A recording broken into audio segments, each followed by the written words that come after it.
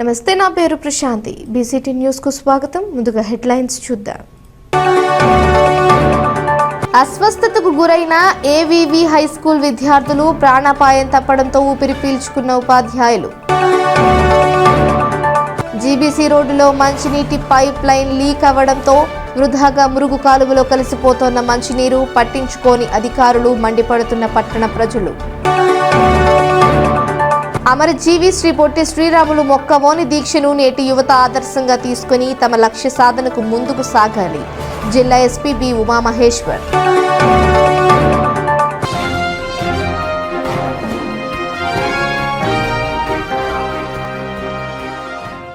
బాపట్ల నుంచి భీమవరం వెళుతున్న కారు జాతీయ రహదారి కర్లపాలెం దాస్ నగర్ సమీపంలోకి వచ్చేసరికి అదుపు తప్పి పక్కనే పార్కింగ్ చేసి ఉన్న ద్విచక్ర వాహనాన్ని ఢీకొని కూరగాయల షాపులోకి దూసుకువెళ్లింది.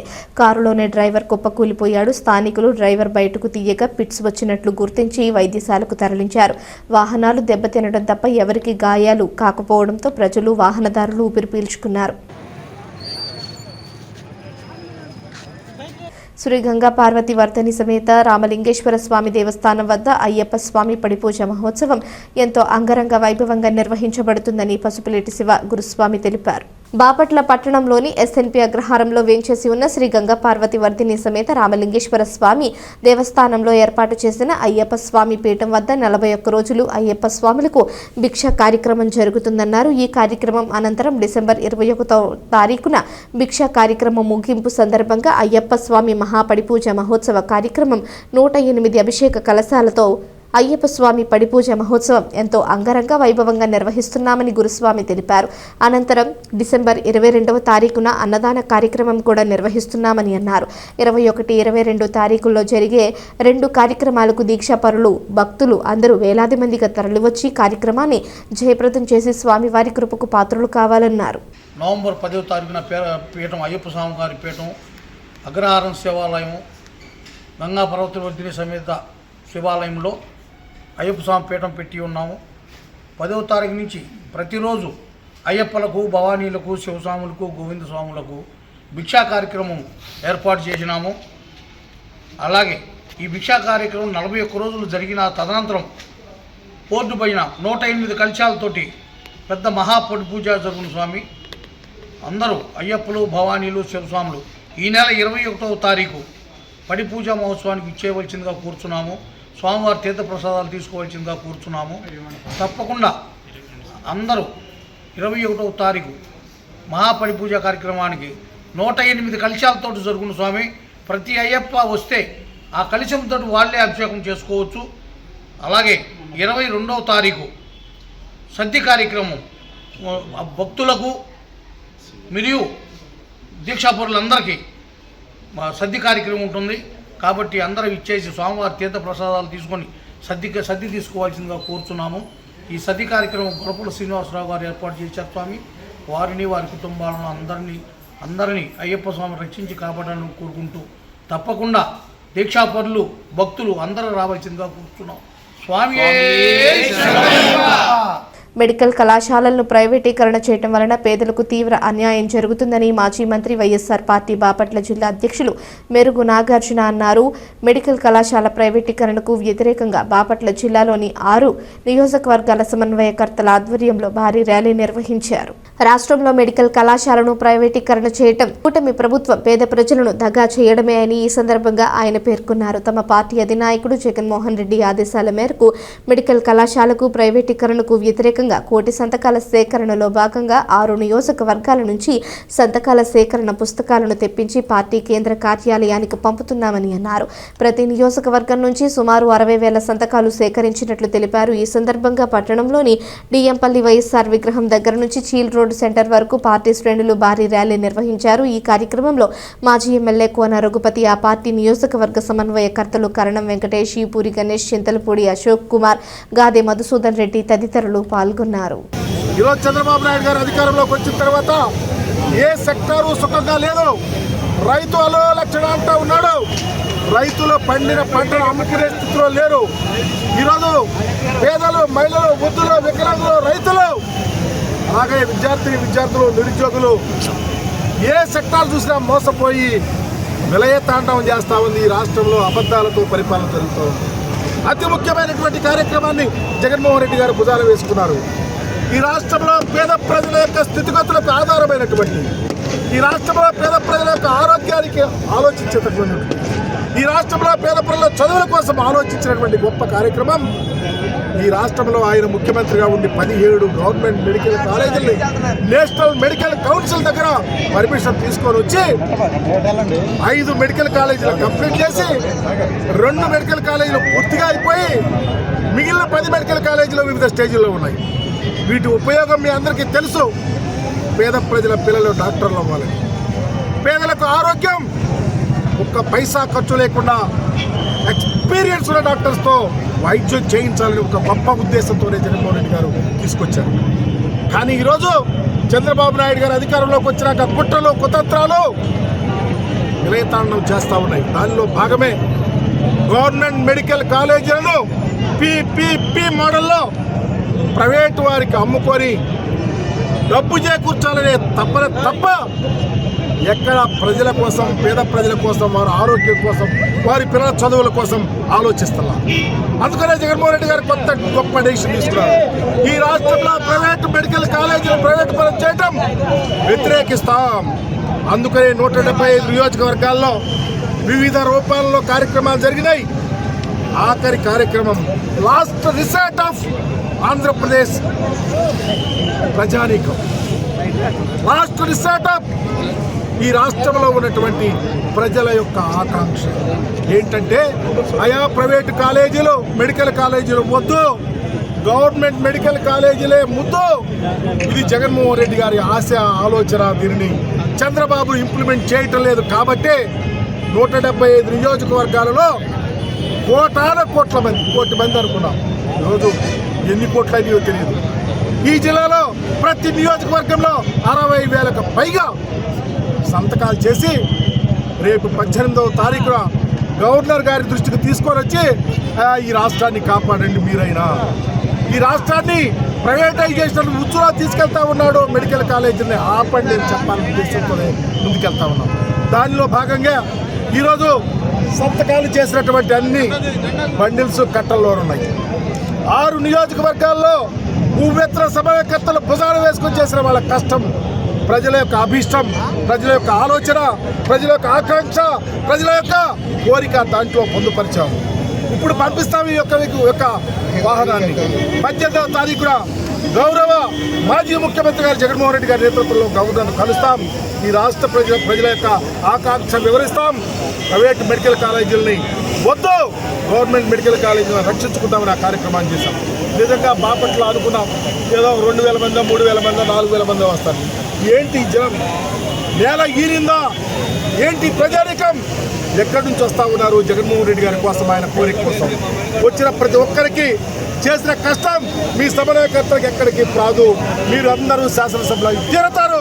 జగనన్న కోరిక తప్పకుండా మీ అందరి అభీష్టం మేరకు ఈ కార్యక్రమాన్ని జయప్రదం చేసిన ప్రతి ఒక్కరికి 2 చేతులు జోడించి నమస్కరిస్తా ఉన్నా, అక్క చెల్లెళ్లకు అభినందిస్తా ఉన్నా. మీరంతా మరొక కార్యక్రమాల్లో భాగస్వాముల వాళ్ళని కోరుకుంటూ జిల్లా నలుమూలల నుంచి ప్రతి సోమవారం బాపట్ల కలెక్టర్ కార్యాలయానికి వచ్చే ఫిర్యాదుదారులకు భోజన సదుపాయం కల్పించడం ఎంతో ఆనందదాయకమని బాపట్ల ఆర్డీఓ గ్లోరియా అన్నారు. జిల్లా కలెక్టర్ డాక్టర్ వినోద్ కుమార్ ఆదేశాల ప్రకారం రెడ్ క్రాస్ సంస్థ చైర్మన్ నారాయణ భట్టు ఆధ్వర్యంలో భోజన వసతి సదుపాయం కల్పించడం ప్రజలకు ఎంతో ఉపయోగకరంగా ఉందన్నారు. దూర ప్రాంతాల నుంచి వచ్చిన ప్రజలకు భోజన సదుపాయాలు కల్పించి పంపిణీ చేస్తున్నారని పేర్కొన్నారు. కార్యక్రమంలో రెడ్ క్రాస్ సొసైటీ అధ్యక్షులు బిఎస్ నారాయణ భట్టు, రమణబాబు, లావణ్య, శ్రీరామచంద్రమూర్తి, బుర్లే రామసుబ్బారావు, గుంటూరు రామసుబ్బారావు, నారాయణ మహిళా సంఘ నాయకులు తదితరులు పాల్గొన్నారు. ప్రతి సోమవారం కూడా జిల్లా నలుమూలల నుంచి పీజీఆర్స్కి వచ్చే అర్జీదారులకి ఇక్కడ రెడ్ క్రాస్ వారి ఆధ్వర్యంలో కలెక్టర్ గారి ఆదేశాల మేరకు అందరికీ కూడా అన్ని రకాల వంటలతో భోజనాలు పెట్టడం జరుగుతుంది. మధ్యాహ్నం 1 గంట వరకు ఇక్కడ జరుగుతూ ఉంటుంది. కాబట్టి దూర ప్రాంతాల నుంచి వచ్చిన వాళ్ళు ఆకలితో ఉంటారు. వారి ఆకలిని మన జిల్లా కలెక్టర్ గారు గమనించి రెడ్ క్రాస్ వారి ఆధ్వర్యంలో ఇవన్నీ కూడా పెట్టడం జరుగుతుంది. అన్ని రకాల వంటలు కూడా చేసి వీళ్ళకి పెట్టడం జరుగుతుంది. అర్జీదారులందరూ కూడా వాళ్ళ సమస్య పరిష్కారం కొరకు కలెక్టర్ గారి దగ్గరికి వచ్చి వారికి అర్జీలు ఇచ్చి ఎటువంటి ఇబ్బంది లేకుండా ఇక్కడ భోజనం చేసి ప్రతి వారం కూడా వెళ్తూ ఉన్నారు. ఇది మన బాపట్ల జిల్లా కలెక్టరేట్లో జరగటం చాలా సంతోషదాయకం. కర్లపాలెం పంచాయతీ పాతరాజుల పాలెంలో నంబూరు నీలిమా దాతలు సహకారంతో నిర్మించనున్న శ్రీ లక్ష్మీ నరసింహస్వామి ఆలయ శంకుస్థాపన పూజలను వేద పండితులు నిర్వహించారు. ఈ కార్యక్రమంలో మంతెన వెంకట రామరాజు, వెంకటేశ్వరరాజు, రామరాజు తదితరులు పాల్గొన్నారు. కర్లపాలెం మండలం కర్లపాలెం ఓల్డ్ రాజులపాలెంలో ఇక్కడ లక్ష్మీ నరసింహస్వామి వారి యొక్క ఆలయ నిర్మాణానికై స్వామివారి యొక్క అనుజ్ఞ చేసుకోవడం జరిగింది. ఈ కార్యక్రమానికి నంబూరు నరసింహారావు గారి కుమార్తె నంబూరు నీలిమ గారి యొక్క సహాయ సహకారములతో వైకానస ఆగమోక్తంగా భగవద్శాస్త్ర చెప్పబడినటువంటి విధానముగా ఆలయ నిర్మాణానికి ముందుగా మనము ఈ స్థలాన్ని శుద్ధి చేసుకోవడం కోసము వాస్తు పూజతోనూ ఈ కార్యక్రమాన్ని ప్రారంభించుకొని తొలిగా ఈ కార్యక్రమాన్ని ముందుకు తీసుకొని వెళ్ళడానికి అన్నట్లుగా ఇక్కడ చేసుకొని తదుపరి శంకుస్థాపనతో తదుపరి యొక్క కార్యక్రమం ఆలయ నిర్మాణానికి వెళ్ళడం జరుగుతుంది. ఈ సందర్భంగా ఆలయటువంటి నంబూరు నరసింహారావు గారి దంపతుల యొక్క కుమార్తె శ్రీ కుమారి నీలిమ గారికి, వారి కుటుంబానికి ఆ లక్ష్మీ నరసింహస్వామి వారి యొక్క పరిపూర్ణమైనటువంటి అనుగ్రహం ఉండాలని కోరుకుంటూ కూడాను మంగళ శాసనాలు తెలియజేయడం జరుగుతూ ఉంది. ఇది వైకానస భగవత్ శాస్త్ర చెప్పబడినటువంటి విధానంగా నిర్మించబోయేటువంటి ఆలయానికి అన్నీ కూడాను స్వామివారి యొక్క అనుగ్రహంతోనూ ముందుకు వెళ్ళడం జరుగుతూ ఉంది. అమరజీవి శ్రీ పొట్టి శ్రీరాములు మొక్కవోని దీక్షను నేటి యువత ఆదర్శంగా తీసుకుని తమ లక్ష్య సాధనకు ముందుకు సాగాలని జిల్లా ఎస్పీ వి ఉమామహేశ్వర్ అన్నారు. శ్రీ పొట్టి శ్రీరాములు వర్ధంతి సందర్భంగా జిల్లా పోలీస్ ప్రధాన కార్యాలయంలో ఏర్పాటు చేసిన ఆయన చిత్రపటానికి జిల్లా ఎస్పీ పూలమాల వేసి ఘన నివాళులర్పించారు. అమరజీవి పొట్టి శ్రీరాములు తెలుగు జాతి చరిత్రలో చెరగని ముద్ర వేసిన మహానుభావుడని ఈ సందర్భంగా ఆయన కొనియాడారు. 1901 మార్చి 16న నెల్లూరు జిల్లా పద్మావతిపురంలో జన్మించిన ఆయన చిన్ననాటి నుంచే సేవాభావం, త్యాగబుద్ధితో పెరిగారని తెలిపారు. భారత స్వాతంత్ర సమరయోధుడిగా, గాంధేయవాదిగా మహాత్మా గాంధీ సత్యం, అహింస సిద్ధాంతాలను జీవితాంతం ఆచరించారని పేర్కొన్నారు. ఉద్యోగం, సౌకర్యవంతమైన జీవితం ఉన్నప్పటికీ వాటన్నింటినీ త్యాగం చేసి ప్రజాసేవకే తన జీవితాన్ని అంకితం చేశారన్నారు. ఆయన మొక్కువోని దీక్షను యువత ఆదర్శంగా తీసుకుని లక్ష్య సాధనకు ముందుకు సాగాలని, ప్రజాసేవే సంకల్పంగా పోలీస్ సిబ్బంది విధులు నిర్వహించాలని జిల్లా ఎస్పీ పిలుపునిచ్చారు. ఈ కార్యక్రమంలో DCRB DSP P Bala Muralikrishna, AR DSP P Vijayasarathi, AOB Srinivasarao, RA Shaik Mouluddin, DPO సిబ్బంది పాల్గొన్నారు. బాపట్లలో జరుగు మాజీ ప్రధానమంత్రి అటల్ బిహారీ వాజ్పేయి విగ్రహావిష్కరణ కార్యక్రమాన్ని జయప్రదం చేయాలని చందోలు శివాలయం చైర్మన్ పరిమి రామకృష్ణ సాయి పిలుపునిచ్చారు. పిట్టలవానిపాలెం మండలం రెడ్డిపాలెం సమావేశం నిర్వహించారు. ఈ సందర్భంగా రామకృష్ణ సాయి మాట్లాడుతూ వాజ్పేయి దేశాభివృద్ధిని మలుపు తిప్పిన వ్యక్తిని, ఆయన విగ్రహం బాపట్ల ఆవిష్కరణ చేయడం హర్షణీయమని కర్లపాలెం, పిట్టలవానిపాలెం మండల ప్రజా ప్రతినిధులు, అభిమానులు హాజరు కావాలని కోరారు. ఈ కార్యక్రమంలో మైనారిటీ నాయకులు కరీముల్లా, టీడీపీ జనసేన మండల పార్టీ నాయకులు అఫ్జల్ దాదా, బండ్లమ్మ ఆలయ చైర్మన్ చక్రవర్తి రెడ్డి తదితరులు పాల్గొన్నారు. మాజీ ప్రధానమంత్రి శ్రీ వాజ్పేయి గారి స్వర్గస్థులయ్యారు. వారి యొక్క విగ్రహాన్ని ఈ ఆంధ్రప్రదేశ్లో ప్రతి జిల్లాలో కూడాను, హెడ్ క్వార్టర్లో కూడా ప్రవేశపెట్టడం కేంద్ర పార్టీ ఆదేశాల ప్రకారంగా ప్రతి జిల్లా హెడ్ క్వార్టర్లో కూడాను ఒక విగ్రహం, కాంస్య విగ్రహం నిర్మించుకోవడం జరుగుతుంది. దాంట్లో భాగంగా రేపు 11వ తారీఖు ఉదయం 11 గంటలకి రాష్ట్ర అధ్యక్షులైన పివిఎన్ మాధవ్ గారు, అట్లాగే గుట్టిపాటి రవి గారు, సత్యప్రసాద్ గారు, నక్కా ఆనందబాబు గారు, శాసనసభ్యులు నరేంద్ర వర్మ గారు, చీరాల ఎమ్మెల్యే గారు కొండయ్య గారు, ఏలూరు సాంబశివరావు గారు, అట్లాగే నక్కా ఆనందబాబు గారు, వీళ్ళందరూ కూడా చేసి మాజీ ఎమ్మెల్సీ అన్నం సతీష్ ప్రభాకర్ గారు, జనసేన నాయకులు నాగేశ్వర శివనారాయణ గారు, వీళ్ళందరూ కూడా ఈ యొక్క కార్యక్రమంలో పాల్గొని ఈ యొక్క కార్యక్రమానికి కూడా నన్ను జనసేన, బీజేపీ, టీడీపీ 3 కూటమి యొక్క ప్రజలందరూ కూడా చిన్న పెద్ద అందరూ కూడా ఈ యొక్క కార్యక్రమంలో పాల్గొని ఈ యొక్క విగ్రహావిష్కరణ జయప్రదం చేయవలసిందిగా చూస్తున్నాము. తర్వాత అయిపోయిన తర్వాత భోజనాలు కూడా అక్కడే ఉన్నాయండి. ఈ యొక్క కార్యక్రమాన్ని కూటమి నాయకులు బీజేపీ, టీడీపీ, జనసేన కార్యకర్తలందరూ కూడాను ఈ యొక్క కార్యక్రమాన్ని జయప్రదం చేయవలసిందిగా కోరుతున్నాం. అట్లాగే మన రాజధానిలో ఈ నెల 25వ తారీఖున వాజ్పేయి గారి విగ్రహానికి నారా చంద్రబాబు నాయుడు గారు, పవన్ కళ్యాణ్ గారు, అట్లాగే రాష్ట్ర అధ్యక్షులు మాధవ్ గారు, ఇంకా అవకాశాన్ని బట్టి అమిత్ షా గారు, ఈ యొక్క కేంద్ర నాయకులు కూడా వచ్చేసి మన యొక్క వాజ్పేయి గారి విగ్రహాన్ని అక్కడ కూడా రాజధానిలో కూడా ఏర్పాటు చేస్తున్నారు. దానికి ఇంకా టైం ఉంది కాబట్టి అప్పుడు కూడా ఈ యొక్క కుటుంబ నాయకులందరూ కూడా కలిసి ఆ యొక్క కార్యక్రమాన్ని జయప్రదం చేయవలసిందిగా కోరుతున్నారు. బాపట్ల పట్టణంలోని జీబీసీ రోడ్డులో మంచినీటి పైప్ లైన్ లీక్ అవ్వడంతో మంచినీరు వృధాగా మురుగు కాలువలోకి వెళుతున్నాయి. జిల్లా ఉన్నతాధికారులు, మున్సిపల్ అధికారులు ప్రతిరోజు ఆ మార్గంలో ప్రయాణం చేస్తూ ఉంటారు. అయినప్పటికీ వాటికి కనిపించకపోవడం పట్ల పలువురు విమర్శిస్తున్నారు. మున్సిపాలిటీ పరిధిలో గత నెల రోజులుగా చైతన్య గ్రామీణ బ్యాంక్ ఎదురు చార్మినార్ బిల్డింగ్ వద్ద ఎక్కడ పడితే అక్కడ రహదారులపై మంచినీటి పైప్ లైన్ పగిలి వృధాగా పోతున్న అధికారులు పట్టించుకోవడం లేదని ప్రజలు వాపోతున్నారు. సంబంధిత అధికారులు పట్టించుకోవడం లేదని ప్రజలు ఆరోపిస్తున్నారు. ఇప్పటికైనా అధికారులు తగిన చర్యలు తీసుకోవాలని డిమాండ్ చేస్తున్నారు. బాపట్ల పట్టణంలోని ఏవీవీ హై స్కూల్ విద్యార్థులు కొందరు అస్వస్థతకు గురయ్యారు. అప్రమత్తమైన పాఠశాల ప్రధానోపాధ్యాయులు సత్యవతి, పాఠశాల సిబ్బంది అస్వస్థతకు గురైన విద్యార్థులను హుటాహుటిన ఏరియా వైద్యశాలకు తరలించి వైద్య సేవలను అందించారు. కోరికలు తీరేందుకు ఉపవాసం ఉన్నట్లు విద్యార్థి తెలిపాడు. ప్రాణాపాయం తప్పడంతో సిబ్బంది ఊపిరి పీల్చుకున్నారు.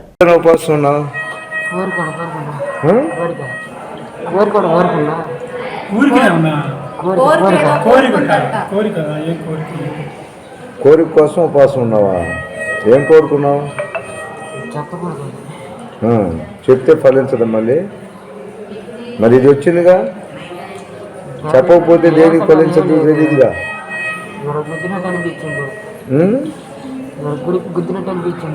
గుద్దినట్టు అనిపిస్తుందా? రాత్రి ఏం తిన్నావు? రాత్రి కూడా ఏం తినలేదు.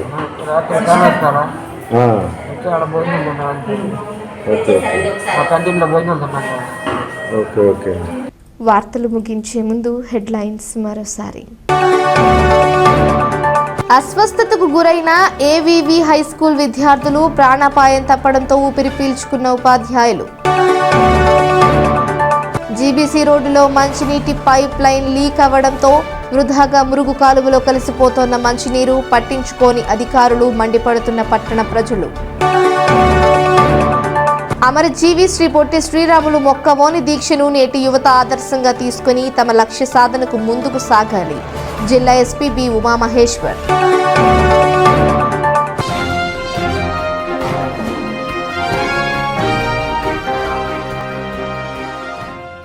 ఈ వార్తలు ఇంతటితో సమాప్తం. తిరిగి ప్రసారమయ్యే బీసీటీ న్యూస్లో మళ్ళీ కలుసుకుందాం. అంతవరకు సెలవు. నమస్కారం.